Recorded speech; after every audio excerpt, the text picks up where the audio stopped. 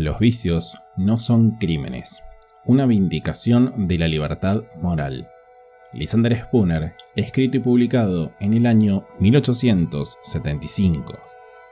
Los vicios son aquellos actos por los cuales un hombre se daña a sí mismo o hace daño a sus bienes. Los crímenes son aquellas acciones por las cuales un hombre daña a otra persona o a sus pertenencias. Los vicios son meramente las equivocaciones cometidas por un hombre en la búsqueda de su propia felicidad. En oposición a los crímenes, no suponen malicia hacia otros ni interfieren con sus personas o propiedades.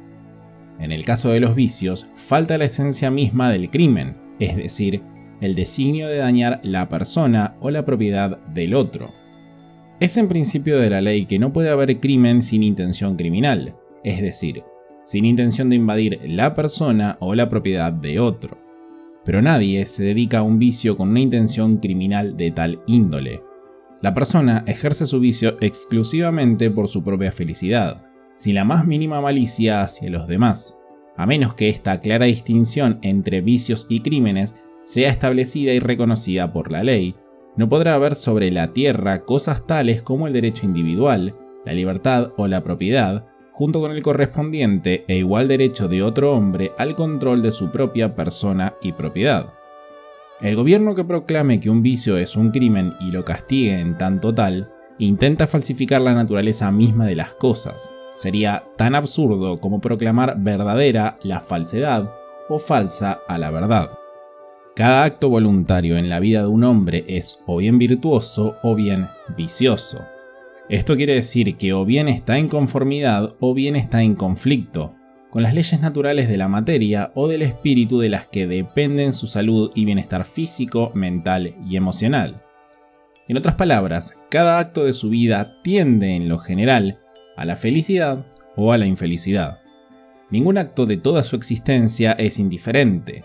Aún más, cada ser humano difiere de los otros en su constitución física, mental y emocional, y también en las circunstancias que lo rodean. Por lo tanto, muchos actos que son virtuosos y tienden a la felicidad en el caso de una persona, son viciosos y tienden a la infelicidad en el caso de otra. Asimismo, muchas acciones que son virtuosas y tienden a la felicidad para el caso de un hombre y una circunstancia, resultan ser viciosas y tienden a la infelicidad en el caso del mismo hombre, pero en otro momento y bajo otras circunstancias. Saber cuáles acciones son virtuosas y cuáles viciosas para todos y cada uno de los hombres, en otras palabras, saber cuáles conducen a la felicidad y cuáles a la infelicidad, y para todas y cada una de las circunstancias en que los hombres se hayan situado, es el aprendizaje más profundo y complejo hacia el cual se haya orientado, o se puede orientar, el espíritu humano más amplio. Es con todo el aprendizaje constante al que todo hombre, desde el más humilde en intelecto hasta el más provisto, se ve necesariamente impulsado por los deseos y necesidades de su propia existencia. Es también el estudio a través del cual todas y cada una de las personas, de la cuna a la tumba, debe necesariamente dar forma a sus propias conclusiones, porque ningún otro conoce o siente, o puede conocer o sentir como él lo hace, los deseos y las necesidades, las esperanzas, los miedos e impulsos de su propia naturaleza o las presiones de sus propias circunstancias. No siempre es posible decir de aquellos actos que suelen ser llamados vicios que lo sean verdaderamente, excepto como una cuestión de grados. Es decir, se hace difícil calificar a cualquier acción o a sus rumbos de los llamados vicios como tales si hubiesen sido detenidas antes de acercarse a cierto límite. Por lo tanto, la cuestión del vicio o la virtud, en todos esos casos, es un problema de cantidad y de grado, y no del carácter intrínseco de los actos en sí mismo. Este hecho se agrega a la dificultad, para no decir la imposibilidad, salvo para cada individuo, del trazado de un límite preciso entre la virtud y el vicio, es decir, para establecer dónde finaliza una virtud y dónde comienza el vicio. Y esa es otra de las razones por la que la cuestión de la virtud y el vicio deberían ser dejadas a cada persona por sí misma. Los vicios son generalmente placenteros, al menos por el tiempo que duran, y a menudo no se revelan como vicios por sus efectos hasta que han sido practicados por muchos años, quizás durante toda la vida. Para muchos que los practican, quizás para la mayor parte, los vicios quizás no se revelen nunca como tales.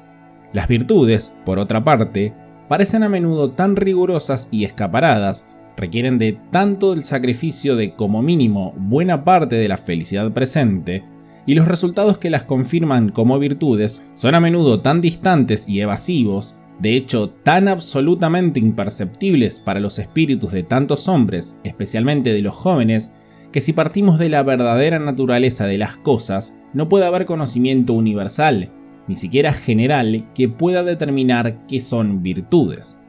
En verdad, la dedicación de los más profundos filósofos ha sido derrochada, si no completamente en vano, ciertamente con escasos frutos, en esfuerzos para trazar el límite entre los vicios y las virtudes. Entonces, si en la mayor parte de los casos se vuelve tan difícil, tan cercano a lo imposible determinar qué es y qué no es vicio, y especialmente si se vuelve tan dificultoso determinar dónde termina la virtud y dónde comienza el vicio, y si estas cuestiones que nadie puede determinar verdadera y realmente más que para sí mismo, no son dejadas libres y abiertas a todos para su experimentación y su saber, cada cual estaría siendo privado del más alto de todos los derechos que se poseen en tanto ser humano: el derecho a preguntar, a investigar, a razonar, a ensayar experimentos, a juzgar y a determinar por sí mismo qué es para él la virtud y qué es para él el vicio. En otras palabras, que entre todo lo que existe lo orienta hacia su felicidad, y que entre todo lo que hay lo inclina hacia su infelicidad. Si este gran derecho no se deja libre y abierto a todos, entonces se niega el derecho completo de cada persona, en tanto ser humano que razona, a la libertad y a la consecución de la felicidad. Todos llegamos al mundo en la ignorancia de nosotros mismos y de lo que nos rodea. De acuerdo con una ley fundamental de nuestras naturalezas, todos somos constantemente impelidos por el deseo de felicidad y el temor al dolor. Pero tenemos todo por aprender, tanto en lo que concierne a lo que puede concedernos felicidad y a lo que puede salvarnos del sufrimiento. Ninguno de nosotros es totalmente parecido a otro, ni física, ni mental, ni emocionalmente, y en consecuencia tampoco en nuestros requerimientos emocionales, mentales y físicos para adquirir la felicidad y evitar la infelicidad. Por lo tanto, ninguno de nosotros puede aprender esta lección indispensable sobre la felicidad y la infelicidad, la virtud y el vicio en lugar de otra persona. Cada cual debe aprenderlo por sí mismo. Para hacerlo, es preciso disponer de libertad para intentar todos los experimentos que contribuyen a su capacidad de juicio. Algunos de estos experimentos son exitosos y justamente por eso los llamamos virtudes. Otros fracasan y por eso mismo los llamamos vicios. Las personas reúnen sabiduría tanto de sus triunfos como de sus fracasos, de los así llamados vicios como de las así llamadas virtudes. Ambos son necesarios para la adquisición de ese conocimiento, el de su propia naturaleza, el del mundo que lo rodea y el de las adaptaciones o inadaptaciones de uno al otro, que revelará de qué modo se adquiere la infelicidad y se evita el dolor.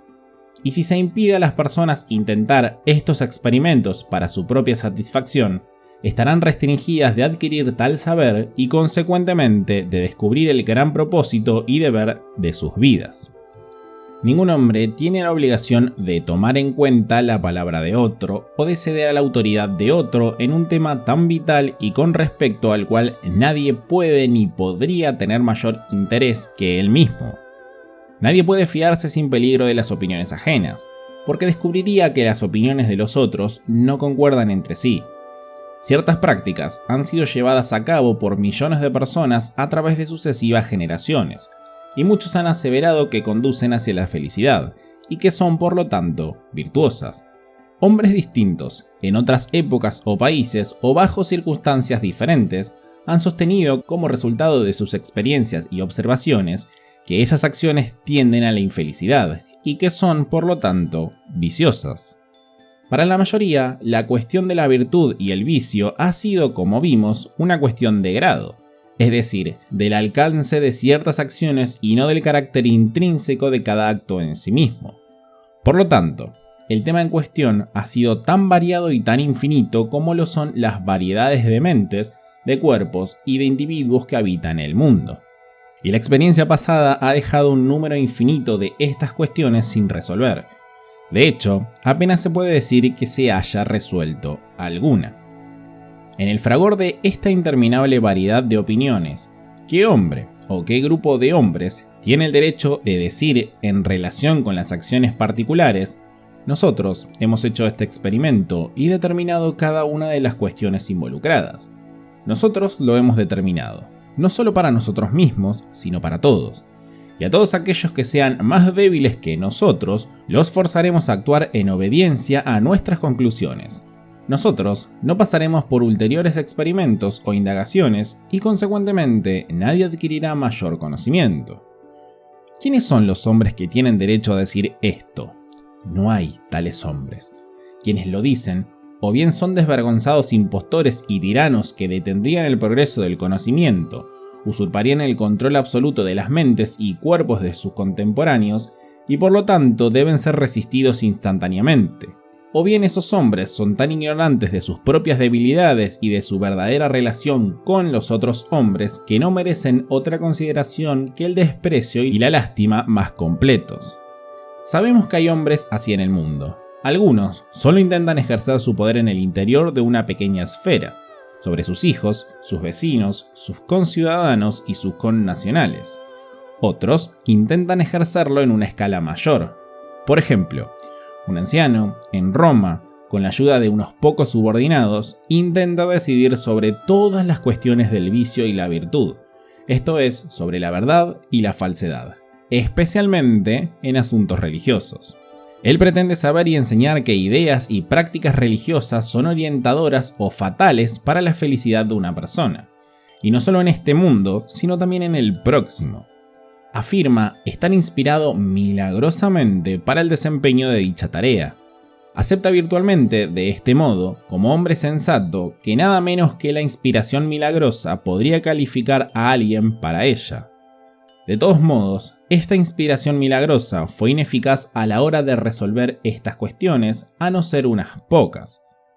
Lo más importante que los mortales comunes y corrientes pueden alcanzar es la creencia implícita en la infalibilidad de su papa, primero, y en segundo lugar, que el vicio más oscuro del que pueden ser culpables es creer y declarar que el papa es solamente un hombre como los demás.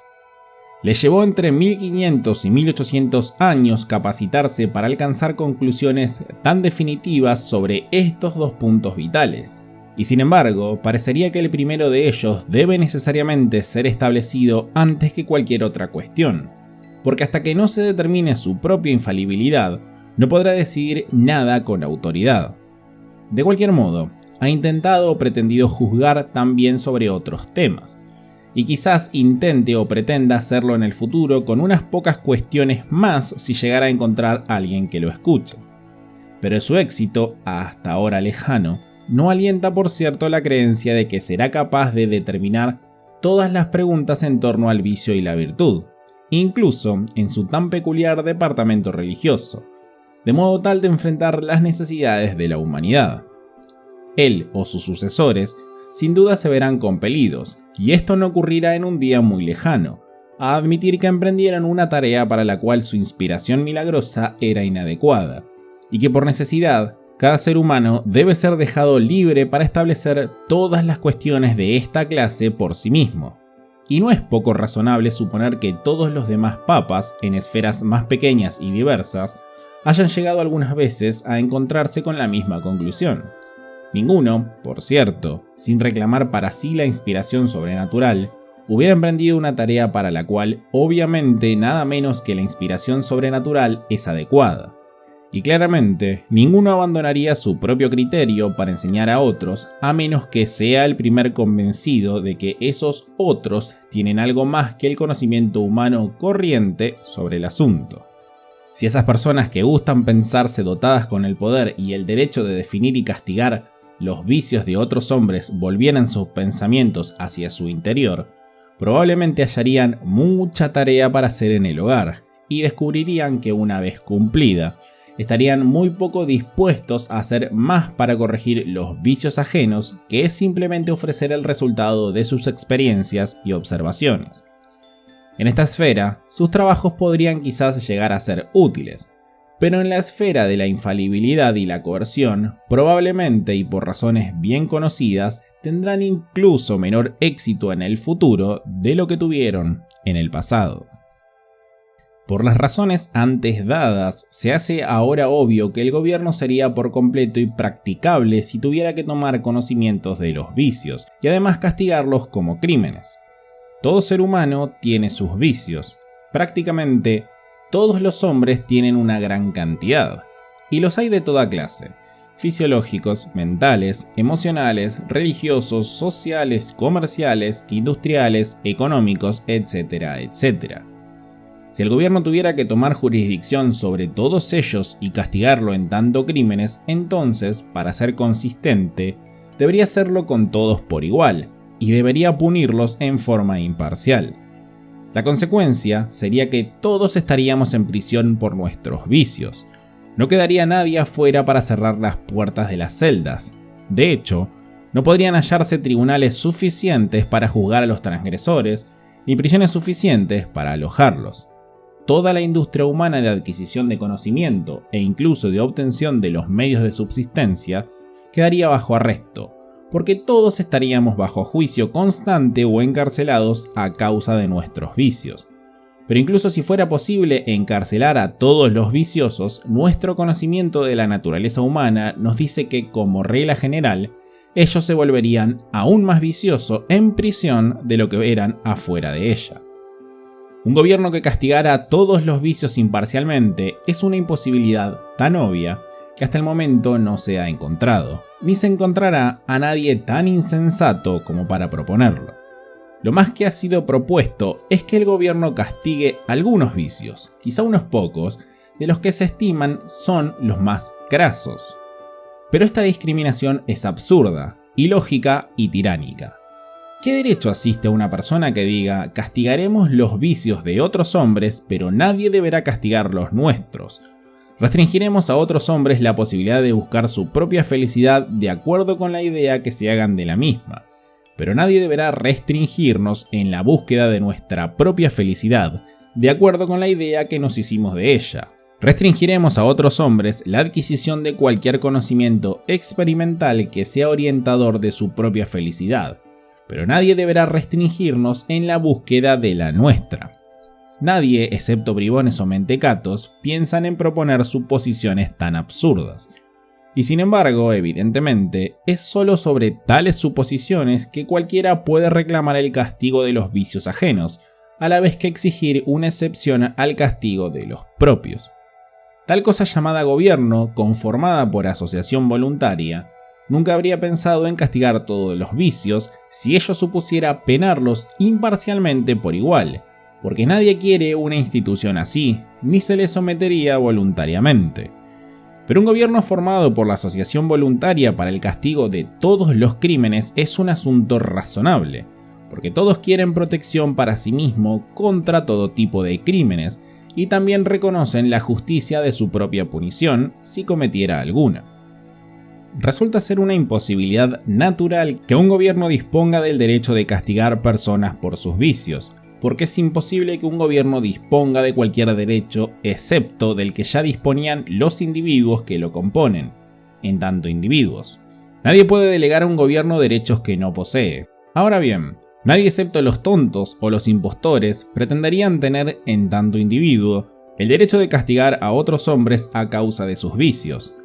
Pero todos y cada uno disponen del derecho natural, en tanto individuos, de castigar a otros hombres a causa de sus crímenes, pues todos tienen no solo el derecho natural de defender sus personas y propiedades contra los agresores, sino también el de salir en asistencia y defensa de cualquier otro cuya propiedad haya sido invadida. Sin este derecho, la humanidad no podría existir en la Tierra, y el gobierno no tiene otra existencia legítima que la de abarcar y estar limitada por ese derecho natural de los individuos.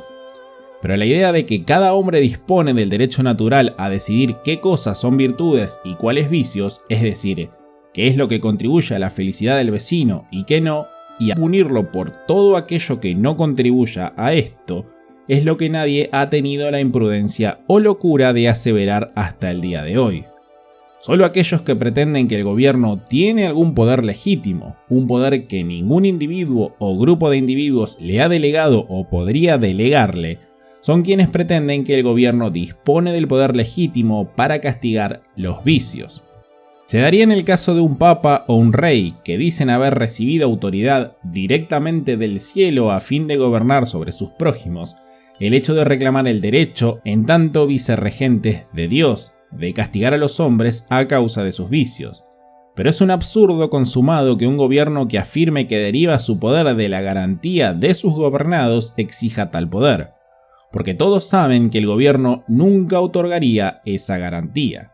Para los gobernados, concedérselos sería un absurdo, porque estarían cediendo su derecho a buscar su propia felicidad, en tanto y en cuanto ceder el propio derecho a juzgar acerca de lo que podría acarrear la felicidad sería ceder todo su derecho a procurársela.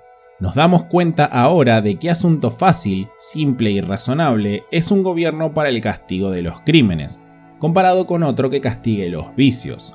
Los crímenes son pocos y fácilmente distinguibles de todos los otros actos, y la humanidad generalmente acuerda en la definición de los actos llamados crímenes. Los vicios, en cambio, son innumerables, y no hay dos personas que se pongan de acuerdo acerca de qué son, salvo en muy pocos casos. Aún más, todos desean ser protegidos, en sus personas y propiedades, contra las agresiones de otros hombres, pero nadie desea ser protegido contra sí mismo, porque es contrario a las leyes de la naturaleza humana desear hacerse daño a uno mismo. Las personas solo desean promover su propia felicidad y ser su propio juez en cuanto a lo que fomenta y fomentará. Esto es lo que todos quieren y tienen derecho a ello, en tanto seres humanos. Y aunque todos cometeremos muchos errores y necesariamente los cometemos a causa de la imperfección de nuestro conocimiento, esos errores no son un argumento contra ese derecho, porque tienden a darnos el conocimiento mismo que necesitamos y que no puede ser obtenido de otra manera. Por lo tanto, el objetivo al que se apunta por medio del castigo de los crímenes no es solamente por completo diferente al apuntado por el castigo de los vicios, sino que es su opuesto. Lo que se intenta con el castigo de los crímenes es garantizar a todos y cada uno de los hombres por igual la libertad más plena posible, en consistencia con los derechos de los otros, a fin de buscar la propia felicidad bajo la orientación de su propio juicio, y a través del uso de sus pertenencias. Por otro lado, aquello a lo que se apunta con el castigo de los vicios es la privación de cada hombre de su derecho y libertad naturales para buscar su propia felicidad, bajo la guía de su propio discernimiento y mediante el usufructo de sus propios bienes. Estos dos objetos, entonces, se oponen el uno al otro, como lo hacen la luz y la oscuridad, la verdad y la falsedad, o la libertad y la esclavitud.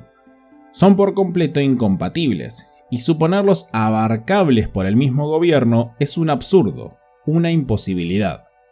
Es suponer que un gobierno cometa crímenes y los prevenga, o que destruya la libertad individual y al mismo tiempo la garantice.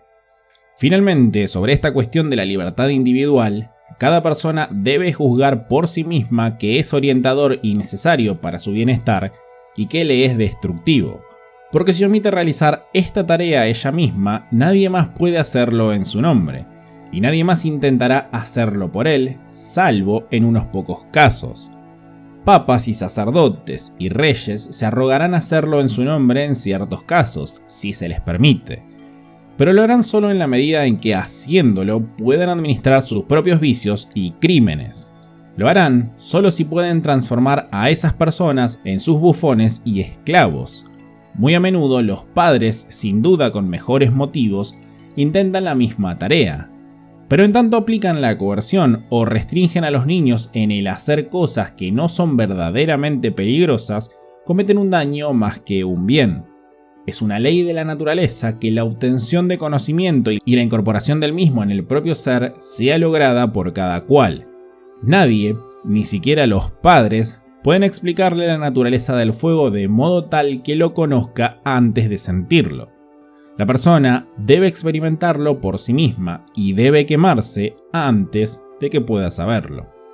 La naturaleza sabe 1000 veces que cualquier padre para qué diseñó a cada individuo, qué conocimientos requerirá y cómo debe obtenerlos.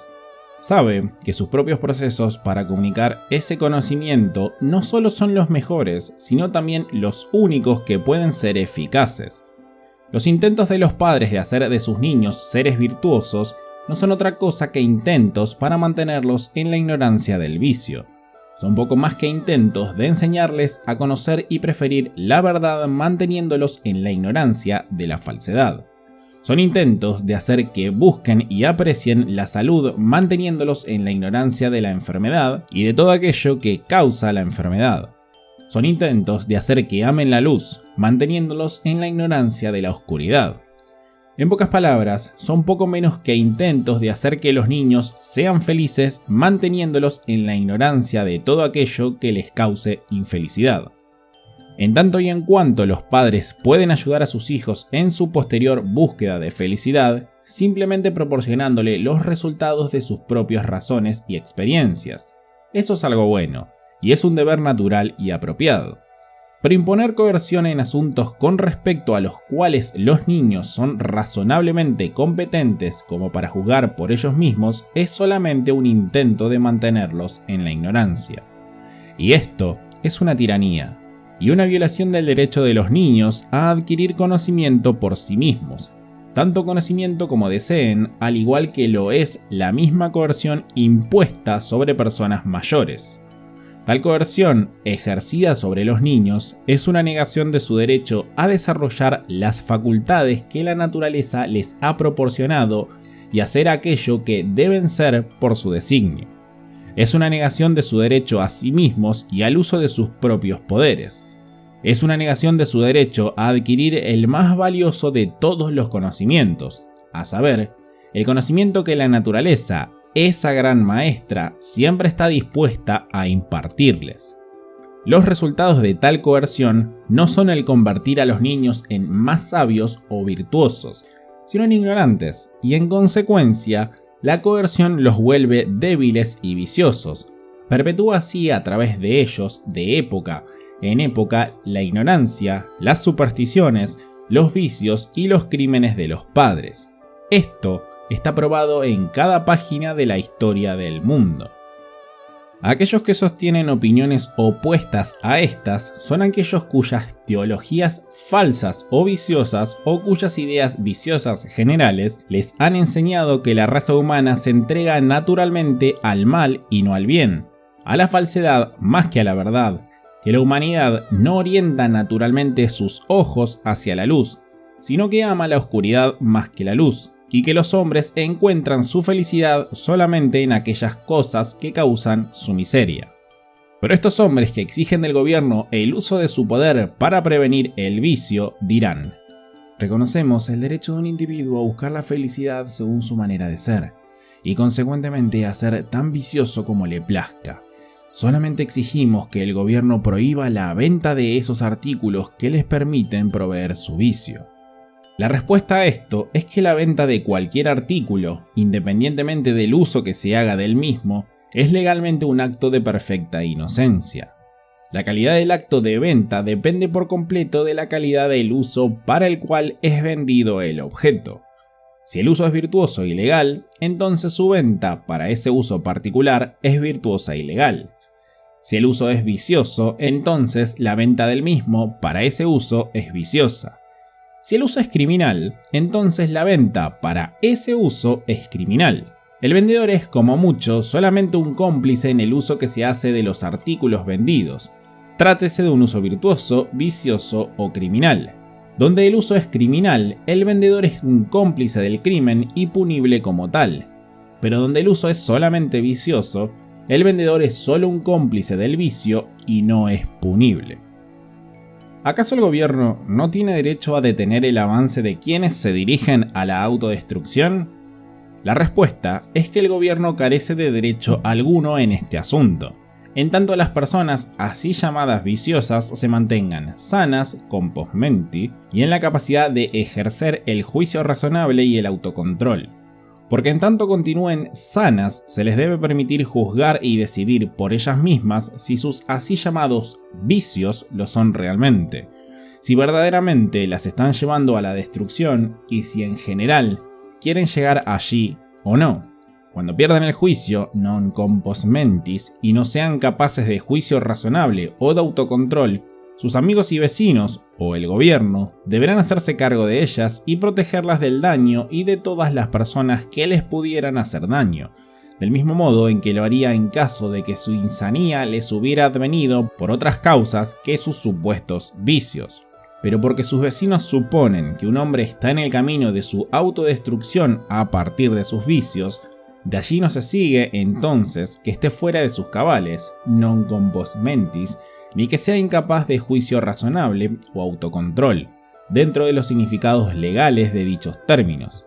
Las mujeres y los hombres pueden ser adictos a vicios enormes y a muchos de ellos, como la glotonería, la adicción a la bebida, la prostitución, el juego, el boxeo, el hecho de mascar tabaco, fumar, aspirar, tragar opio, abusar del corset, la ociosidad, la pérdida de la propiedad, la avaricia, la hipocresía, etcétera, etcétera, y seguir siendo sanos, compos mentis, capaces de juicio razonable y autocontrol dentro del significado de la ley. Y tanto como sean sanos, se les debe permitir controlarse a sí mismos y a su propiedad, y ser sus propios jueces en relación con el destino a donde los conducirían sus vicios. Quizás los espectadores esperen, en cada caso individual, que la persona viciosa vea el fin hacia el que se dirige, y sea inducida a volver atrás. Pero si elige continuar con lo que los otros hombres llaman destrucción, se le debe permitir hacerlo, y todo lo que se puede decir de él hasta donde concierte a su vida es que cometió un gran error en su búsqueda de la felicidad, y que otros harían bien advirtiéndole acerca de su destino, y acerca de lo que será su condición en otra vida. Esto es una cuestión teológica con la que la ley en este mundo no puede hacer nada, así como no puede hacer nada respecto de cualquier otra cuestión teológica concerniente a la condición humana en la vida futura. ¿Y qué ocurre si se pregunta cómo determinar la condición de sano o de insano de un hombre vicioso? La respuesta es que debe determinarse a partir del mismo tipo de evidencia por medio de la cual se determina la condición de sano o insano de los llamados virtuosos y no de otra manera. Esto es, por medio del mismo tipo de evidencia por medio de la cual los tribunales legales determinan si un hombre debe ser enviado a un asilo de lunáticos o si es competente para ejercer su voluntad o disponer de su propiedad.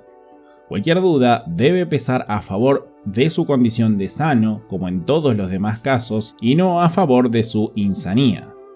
Si una persona verdaderamente pasa a ser insana, non compos mentis, incapaz de juicio razonable o autocontrol, es un crimen por parte de otros hombres proporcionarle o venderle los medios para que se dañe. No existen crímenes más fácilmente punibles, no existen casos en los que los jurados estén más prestos a condenar que aquellos en donde una persona en sus cabales vende o le proporciona a alguien que no lo está cualquier artículo por medio del cual este último pueda factiblemente herirse a sí mismo. Pero debe decirse que algunos hombres se convierten en peligrosos para otros por sus vicios, como un borracho, por ejemplo, que en algunas ocasiones se vuelve pendenciero y peligroso para con su familia u otras personas. Y es preciso preguntarse, ¿acaso la ley no tiene nada que hacer al respecto? La respuesta es que si un hombre es realmente peligroso, sea por ebriedad o por cualquier otra causa, si es peligroso para su familia o para otras personas, entonces no solo él mismo debe ser legítimamente restringido porque la seguridad de las otras personas así lo requiere, sino que todas las demás personas que conocen o tienen suficiente base como para creerlo peligroso, deben también verse limitadas para no venderle o darle cualquier cosa que supongan que lo volverá peligroso.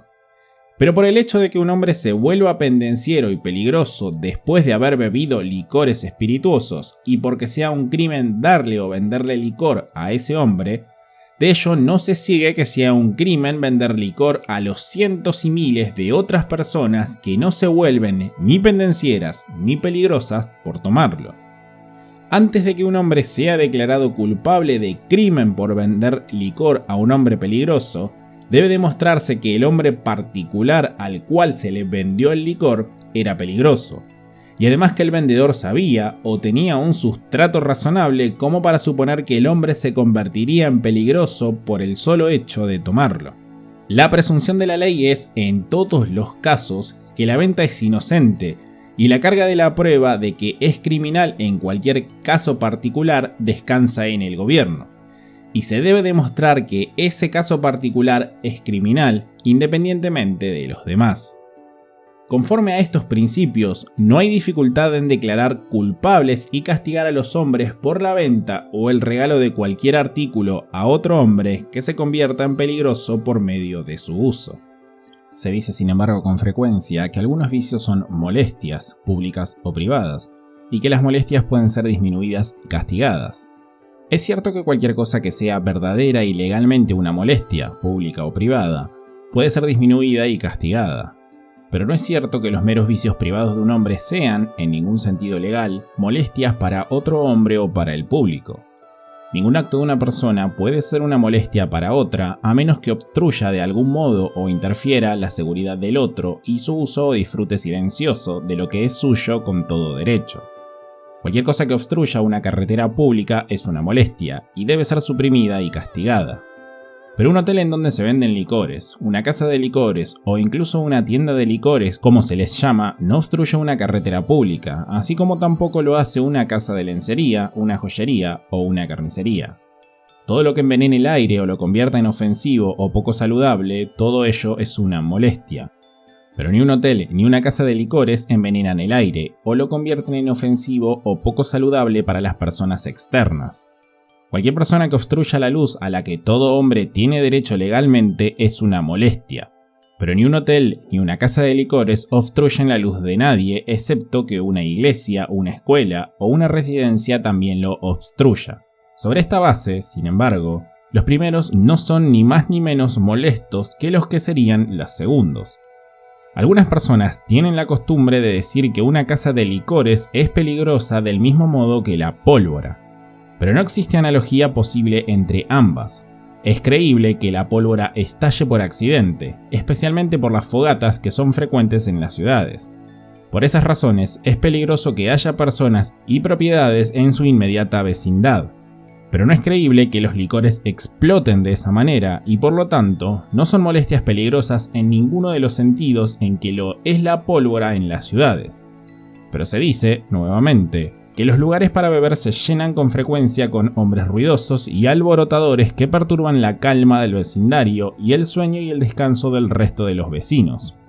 Esto debe ser cierto ocasionalmente, aunque no es muy frecuente. Pero como sea, en cualquier caso, es cierto, la molestia debe ser reducida por medio del castigo del propietario y sus clientes, y si hubiera necesidad, cerrando el lugar. Pero una asamblea de bebedores ruidosos no es más molesta que cualquier otra asamblea ruidosa. Un bebedor alegre o hilarante molesta la calma del vecindario no más, y tampoco menos que un fanático religioso que grita. Una asamblea de bebedores ruidosos no es más ni menos molesta que una asamblea de fanáticos religiosos gritando. Ambas son molestias cuando perturban el cansancio o el sueño o la calma de los vecinos. Incluso un perro que se pone a ladrar para trastorno del sueño o de la calma del vecindario es una molestia. Se ha dicho de una persona que atrae a otra hacia un vicio que es un criminal. Esto es absurdo. Si cualquier acto particular es simplemente un vicio, entonces un hombre que atrae a otro al hecho de cometerlo es simplemente un cómplice en el vicio. Con toda evidencia, no comete un crimen, porque el cómplice, por cierto, no puede cometer ofensa mayor que el protagonista.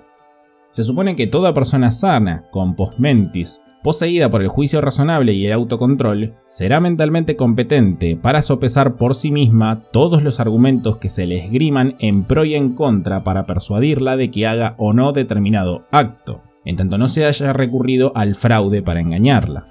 Y si está persuadida o se ve inducida a cometer el acto, ese acto es entonces propio. Y aunque el acto se revele dañino para sí mismo, esa persona no puede quejarse de que la persuasión o los argumentos a favor a los cuales dio su consentimiento fueron crímenes contra ella misma. Otro caso es cuando se practica el fraude. Si por ejemplo ofrezco veneno a un hombre asegurándole que es una bebida segura y reparadora y por mi aserción se la traga, mi acto es un crimen. Volenti non fit injuria es una máxima de la ley.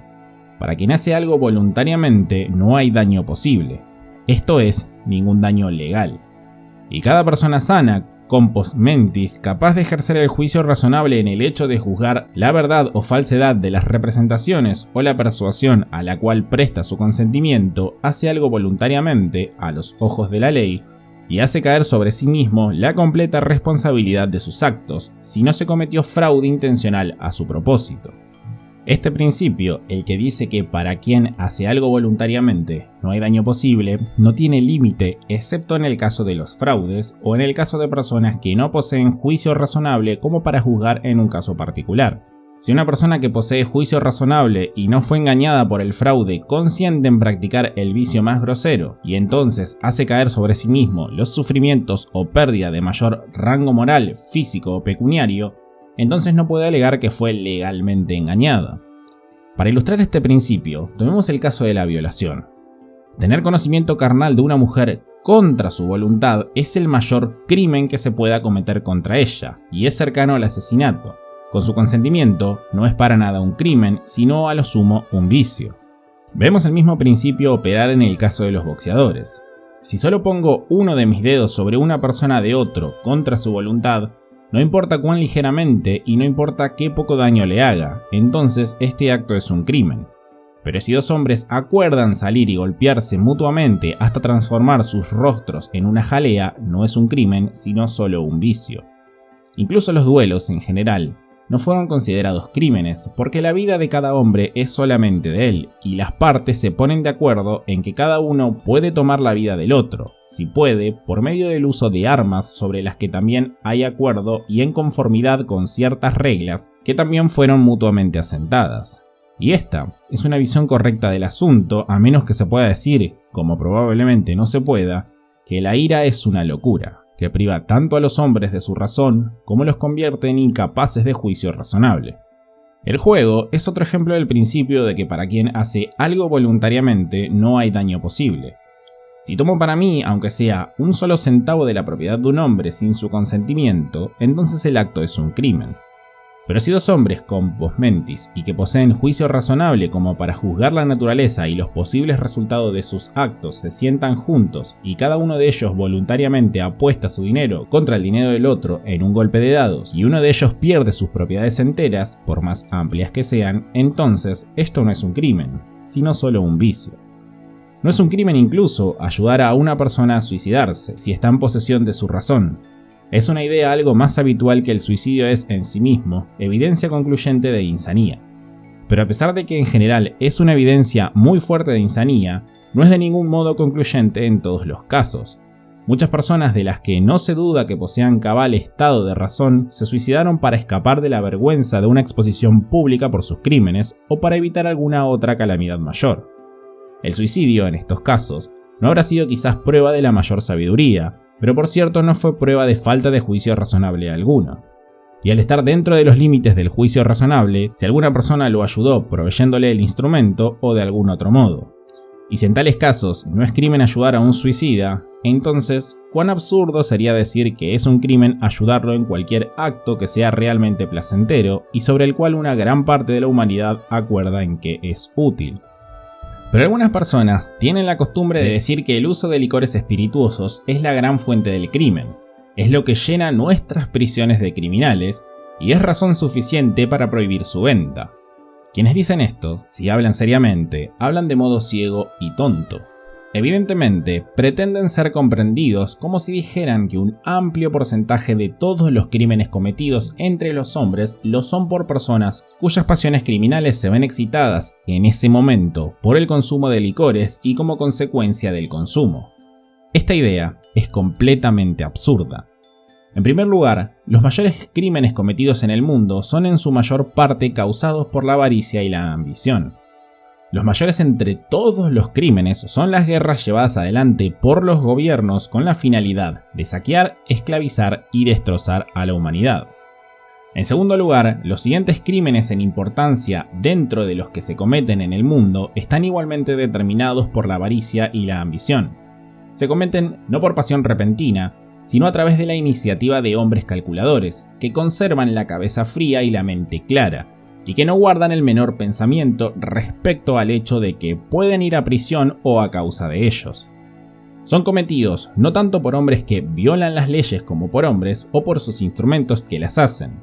Hombres que se ponen de acuerdo en usurpar el poder arbitrario y también en mantenerlo por medio de la fuerza y el fraude, y cuyo propósito en usurparlo y mantenerlo es, por medio de una legislación injusta e inequitativa, asegurarse a sí mismo tales ventajas y monopolios como sean necesarios para que puedan controlar y extorsionar la labor y las propiedades de otros hombres, empobreciéndolos para cuidar su propia salud y engrandecimiento. Los robos y engaños cometidos por estos hombres en conformidad con las leyes, o sea, con sus propias leyes, son como montañas frente a toperas, comparados con los crímenes cometidos por el resto de los criminales al violar las leyes. En tercer lugar, hay gran número de fraudes de varias clases, cometidos en la transición o el comercio, cuyos perpetradores, por su frialdad y sagacidad, evaden la operatoria de la ley. Y son solamente sus manos frías y claras los que los habilitan a hacerlo. Los hombres, bajo la excitación de bebidas intoxicantes, están poco dispuestos para realizar tal tarea, y por lo tanto son completamente desiguales para practicar estos fraudes con éxito. Son los más incautos, los menos exitosos, los menos eficientes y los menos a temer entre todos los criminales con los que tiene que tratar la ley.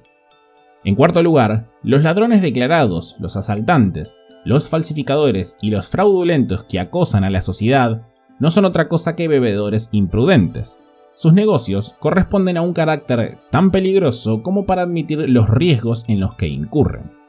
En quinto lugar, los crímenes de los que se puede decir que son cometidos bajo la influencia de bebidas intoxicantes son en su mayor parte asaltos y hurtos no muy numerosos y generalmente no demasiado agravados. Algunos otros crímenes pequeños, como hurtos menores u otras pequeñas infracciones a la propiedad, se cometen en algunos casos bajo la influencia de la bebida, por personas imbéciles que generalmente no son adictas al crimen. Las personas que cometen estas dos clases de crímenes son pocas. No se puede decir que ellas llenen nuestras prisiones, o si lo hacen, tenemos que felicitarnos de necesitar tan pocas prisiones y tan pequeñas como para poder cobijarlos. El estado de Massachusetts, por ejemplo, tiene 1,5 millones de personas. ¿Cuántos de ellos están ahora en prisión por crímenes, no por el vicio de intoxicación, sino por crímenes cometidos contra las personas o la propiedad bajo la instigación de bebidas fuertes? Dudo de que haya uno en 10.000, esto es 150 en total. Y los crímenes por los que están en prisión son en su mayor parte muy pequeños. Y pienso que llegará a descubrirse que estos pocos hombres merecen más la piedad que el castigo, por la razón de que fue su pobreza y miseria, más que cualquier otra pasión por el licor o por el crimen, lo que los condujo a beber, y lo que por lo tanto los condujo a cometer sus crímenes bajo la influencia de la bebida. La amplia acusación de que la bebida llena nuestras prisiones con criminales es dicha, pienso, solo por aquellos hombres que no saben hacer otra cosa mejor que llamar criminal a un borracho, y que no tienen mejor fundamento para su acusación que el hecho vergonzoso de que somos personas tan brutales y carentes de sentido que condenamos y castigamos como criminales a quienes son tan desafortunados y débiles como los borrachos. Los legisladores que autorizan y los jueces que practican tales atrocidades son intrínsecamente criminales, a menos que su ignorancia sea tal, como probablemente no lo sea, como para excusarlos. Y si ellos mismos tuvieran que ser castigados como criminales, habría más razón en nuestra conducta. Un juez en Boston me contó una vez que tenía la costumbre de ocuparse de los borrachos, enviándolos a prisión por 30 días, creo que era la sentencia estereotipo, a razón de uno cada 3 minutos, y a veces incluso más rápido. De este modo los condenaba como criminales y los enviaba a prisión sin piedad y sin indagar en las circunstancias, y por causa de una enfermedad que reclamaba compasión y protección antes que castigo. Los criminales reales en estos casos no eran los hombres que iban a prisión, sino el juez y el hombre detrás de él que iba y los enviaba allí. Recomiendo a aquellas personas que están tan preocupadas por evitar que las prisiones de Massachusetts se llenen de criminales que empleen una parte, por lo menos, de su filantropía en evitar que nuestras prisiones sean llenadas con personas que no son criminales. No recuerdo haber oído que sus simpatías se hayan dirigido alguna vez de modo activo en esa dirección. Por el contrario, parecen tener tal pasión en el castigo de los criminales que no se cuidan por inquirir de modo particular si un candidato al castigo es realmente un criminal. Tal pasión, permítaseme asegurarles, es mucho más peligrosa y merece mucho menos caridad, tanto moral como legalmente, que la pasión por la bebida fuerte. Parece mucho más consonante con el carácter falto de piedad de estos hombres enviar a un hombre desafortunado a prisión por borracho y entonces aplastarlo, degradarlo, desanimarlo y arruinarlo de por vida que sacarlo de la pobreza y la miseria que son la causa de que sea un borracho. Son solo estas personas que tienen o bien poca capacidad o bien poca disposición para iluminar, alentar o ayudar a la humanidad las que ven poseídas por esta violenta pasión por gobernar, mandar y castigar. Si en lugar de mirar y no hacer nada y dar su consentimiento y sanción a todas las leyes por las cuales el hombre débil es el primero en ser saqueado, oprimido y desanimado y por lo tanto castigado como criminal, desviaran su atención al deber de defender sus derechos y mejorar sus condiciones y de este modo fortalecerlo, volviéndolo capaz de pararse sobre sus pies y de resistir las tentaciones que lo rodean, tendrían, pienso, muy poca necesidad de hablar acerca de leyes y prisiones, sea para el caso de los vendedores o consumidores de ron, o incluso para cualquier otra clase de criminales ordinarios. Si en pocas palabras, estos hombres que están tan ansiosos por la supresión del crimen suspendieran, por un momento, sus pedidos de ayuda al gobierno para la supresión de los crímenes de los individuos y pidieran ayuda al pueblo para la supresión de los crímenes del gobierno, entonces mostrarían ambos su sinceridad y sensatez en mucha mayor medida de lo que lo hacen ahora. Cuando las leyes sean todas justas y equitativas como para hacer posible a todos los hombres y mujeres vivir honesta y virtuosamente y estar cómodos y ser felices, entonces habrá muchos menos ocasiones que las que hay ahora de que sean acusados de una vida deshonesta y viciosa.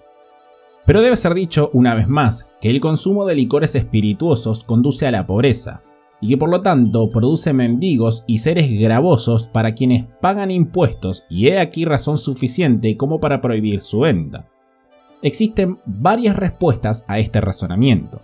Una es que si el consumo de licores conduce a la pobreza y a la mendicidad, y esto es un hecho suficiente como para prohibir su venta, entonces es también razón suficiente como para prohibir el propio consumo, y esto porque es el consumo y no la venta lo que conduce a la pobreza. El vendedor es, a lo sumo, un mero cómplice del que bebe, y es regla de la ley, como también de la razón, que si el protagonista de un acto no es punible, tampoco puede serlo el cómplice. La segunda contestación posible es que si el gobierno tiene el derecho de, o incluso está obligado a, prohibir el acto de alguien que no es criminal, simplemente porque se supone que conduce a la pobreza, entonces, por la misma regla, tiene el derecho de, o incluso está obligado a, prohibir cualquier acto, aunque no sea criminal, que en opinión del gobierno conduzca a la pobreza. Y en base a este principio, el gobierno no solo tendría el derecho de, sino que estaría obligado a, inmiscuirse en los asuntos privados de todo hombre y en todos los desembolsos personales de la gente y determinar cuáles de ellos y cuáles no conducen a la pobreza, y tendría el derecho de prohibir y castigar los primeros. Un hombre no tendría derecho a gastar ni un céntimo de su propia propiedad de acuerdo con su propio placer o juicio, a menos que la legislatura opinara que tal gasto no lo llevará a la pobreza. Una tercera contestación a dicho razonamiento es que si un hombre se deja caer en la pobreza o incluso en la miseria por sus virtudes o sus vicios, entonces el gobierno no tiene obligación alguna de cuidar de él, a menos que encuentre placer en hacerlo. Deberá dejarlo perecer en la calle o que dependa de la caridad privada si a ésta le place sostenerlo. No forma parte del deber de ningún gobierno por necesidad el proveer a los pobres. Un gobierno, esto es un gobierno legítimo, es simplemente una asociación voluntaria de individuos que se unen para tales propósitos y solo para tales propósitos tal como les conviene. Si hacerse cargo de los pobres, sean virtuosos o viciosos, no es uno de estos propósitos, entonces el gobierno, como gobierno, no tiene más derecho ni obligación de ocuparse de ellos que los bancos o las compañías de ferrocarriles. Ningún reclamo moral que pueda tener un hombre, sea virtuoso o vicioso, en relación con la caridad de sus compañeros, tiene el carácter de un reclamo legal. Dependerá enteramente de su caridad si les place. No puede pedir como derecho legal que lo alimenten o vistan, y no tiene del mismo modo reclamos que hacer, morales o legales, a un gobierno, que no es otra cosa más que una asociación de individuos, distintos de los que pueda hacer a esos individuos u otros según su capacidad privada. Se considera entonces que un hombre pobre, sea este virtuoso o vicioso, no tiene reclamos diferentes o adicionales, morales o legales en relación con un gobierno, concernientes al alimento o el abrigo, que los que tienen relación con las personas particulares. Un gobierno no tiene más derecho que una persona particular a controlar o prohibir los gastos o las acciones de un individuo sobre la base de que éstas le acarrean la pobreza. El señor A, como individuo, no tiene claramente derecho a prohibir ningún gasto o dispendio del señor Z, a pesar de que tema que tales actos o dispendios conduzcan a Z a la pobreza, y que el Z, quizás como consecuencia y en un incierto tiempo futuro, le provoque aflicción a A y solicite su caridad. Y si A no tiene el derecho, como individuo, de prohibir ningún acto o dispendio de parte de Z, entonces el gobierno, que es una mera asociación de individuos, no puede tener ese derecho. Por cierto, ningún hombre compos mentis mantiene su derecho de disponer o usufructar de su propia propiedad por medio de una disposición tan despreciable como la que autorizaría a todos o algunos de sus vecinos, se llamen gobierno o no, a interferir y prohibirle realizar cualquier gasto, excepto aquellos que ellos puedan pensar que no le acarrearán la pobreza y que no tenderán a ponerlos en situaciones de suplicarles su caridad. Si un hombre compos mentis cae en la pobreza por sus virtudes o vicios, entonces ningún hombre o grupo de hombres tendrá derecho alguno a interferir con él sobre la base de que su simpatía pueda quizás ser convocada a su favor. Porque si fuera convocada, ese hombre tendrá la perfecta libertad de actuar según su capricho o juicio, tanto como de obedecer a lo que esos hombres solicitan. El derecho de negar la caridad a los pobres, sean virtuosos o viciosos, pertenece a aquellos derechos en los cuales los gobiernos siempre quieren influir. Ningún gobierno hace ninguna prohibición adicional a los pobres que las que les place. En consecuencia, se deja a los pobres padecer la enfermedad e incluso la muerte porque ni la caridad pública ni la privada los asisten. Qué absurdo es entonces decir que el gobierno tiene derecho a controlar el usufructo de cada hombre de su propiedad por miedo de que quizás en algún momento caiga en la pobreza y demande caridad. Existe todavía una cuarta respuesta posible a este razonamiento, y es que el gran y único incentivo que cada hombre tiene para trabajar y producir riquezas es poder disponer de ellas según su propio placer y juicio, para la promoción de su propia felicidad y la felicidad de aquellos a los que ama. A pesar de que frecuentemente el hombre, por inexperiencia o falta de juicio, gasta cierta porción de los productos de su labor en forma poco juiciosa y no promueve su bienestar más acabado, extrae de ello incluso cierta sabiduría a través de su experiencia, como lo hace en otros asuntos. La extrae por medio de sus errores como por medio de sus éxitos, y esta es la única manera a través de la cual puede adquirir sabiduría. Cuando se convence de que hizo un gasto tonto, entonces aprenderá de allí en adelante a no cometer otro igual, y se le debe permitir hacer sus propios experimentos e intentarlos para su bien merecida satisfacción, en este como en todos los demás asuntos. En caso contrario, no tiene motivos para trabajar o para producir riquezas. Cualquier hombre que sea un hombre preferirá ser un salvaje y ser libre, creando o procurándose solamente la pequeña riqueza que pueda controlar y consumir día a día, que ser un hombre civilizado que sabe cómo crear y acumular riquezas indefinidamente y aún así no le sea permitido usar o disponer de ellas excepto bajo la supervisión, la dirección y el dictado de un grupo de entrometidos, serviciales, tontos y tiranos que con un conocimiento no mayor del que él tiene y quizás ni siquiera con tanto, asuma la tarea de controlarlo sobre la base de que no tiene el derecho de hacerlo o la capacidad de determinar por sí mismo qué es lo que tiene que hacer con las ganancias de su labor. Una quinta respuesta al razonamiento es que si es deber del gobierno vigilar los dispendios de cada persona, compos mentis y no criminal, ver cuáles inclinan la cabeza a la pobreza y cuáles no, y prohibir y castigar a los primeros, entonces, con la misma regla, debe vigilar los gastos de todas las demás personas y prohibir y castigar todo lo que, según su juicio, incline a la pobreza. Si este principio se llevara adelante imparcialmente, el resultado sería que toda la humanidad estaría tan ocupada en controlar los gastos de los demás y testificando en su contra, haciendo juicios y castigando tal inclinación a la pobreza que no le quedaría tiempo para producir riqueza alguna.